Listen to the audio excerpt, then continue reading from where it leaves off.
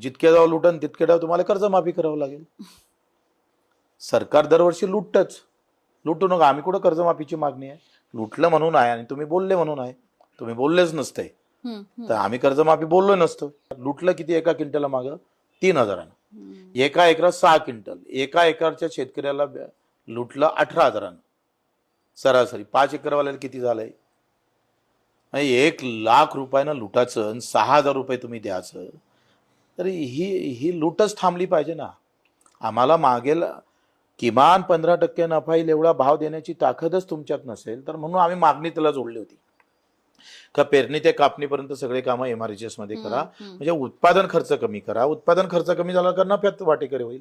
आणि ऊन वारा पाऊस वादळ काही जरी आलं तर माझा त्या शेतीला लागत जे होईल त्याचा खर्चच कमी लागेल, म्हणजे माझं नुकसानही कमी होईल. बरोबर. मग खताला तुम्ही सबसिडी देताय, रासायनिक खताला, शेणखताला